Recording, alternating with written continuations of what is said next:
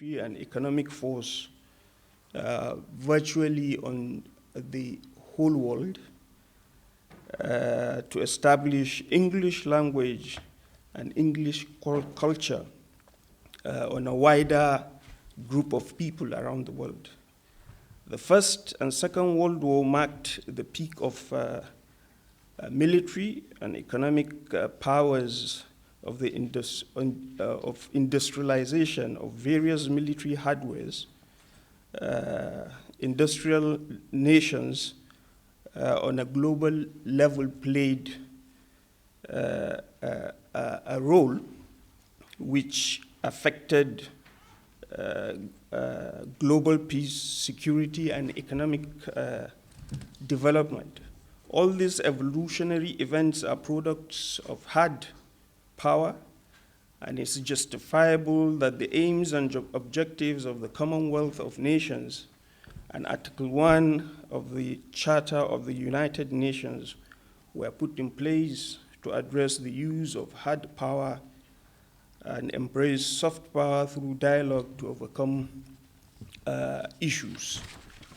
The new Commonwealth of Nations, established under the London Declaration in 1949, is made up of mostly nations under the rule of the British Empire, and to date there is a total number of 53 countries in the community, with a total population of 2.3 billion people.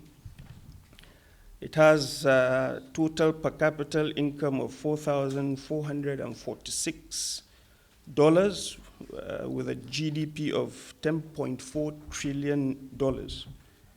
The Commonwealth of Nations represents 30% of the total world population, with India, Pakistan, Bangladesh in Asia, and Nigeria in Africa as the most populous nations. It is important to note the economic strength of these countries. The Commonwealth of Nations' aims and responsibility is to promote democracy, rule of law, human rights, good governance, social and economic development of the community members. On the other hand, the United Nations was established in October 1945 after the Second World War through the declaration of the United Nations text by the President of the United States, Roosevelt Franklin, with 4 other, in quote, policemen of the world, coined as China, Great Britain, Ireland, and Russia. The Charter of the United Nations defines the framework of the legality and structure of the United Nations, with its headquarters in the US. It is evident that, yes, the Commonwealth played a great role in restoring democracy in Fiji, Pakistan, Nigeria, but however, they have suspended Zimbabwe and Gambia in its fold.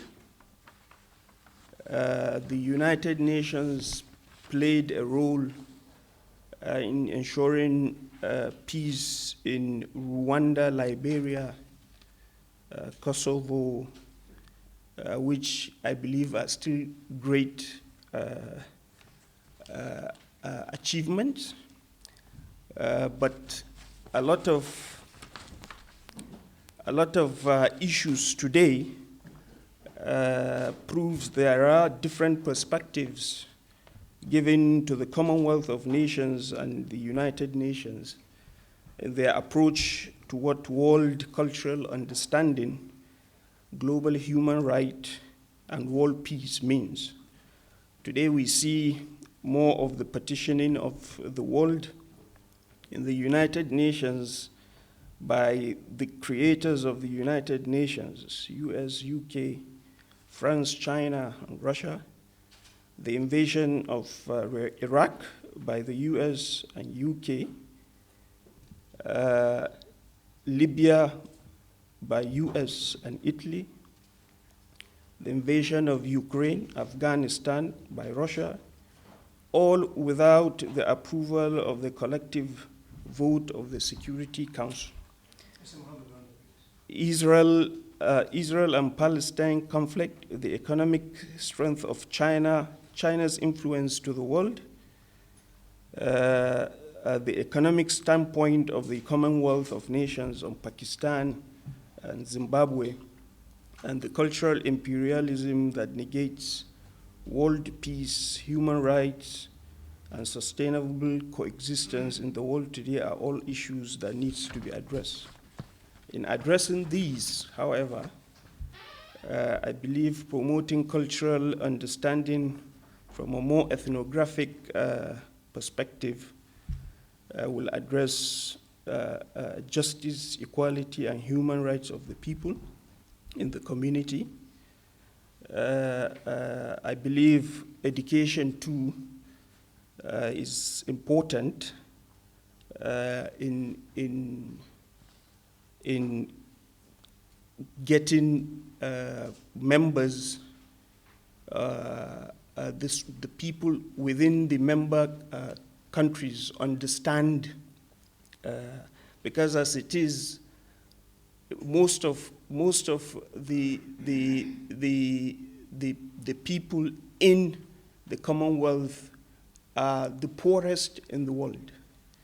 The concept of the British, alongside the Vox, the Soviet All-Union Society for Cultural Relations with foreign countries approach should be revisited to help the Commonwealth of Nations and the United Nations in understanding complex and diverse societies through their constitutions, so as to create a new pattern of better coexistence with communities and member countries respectively.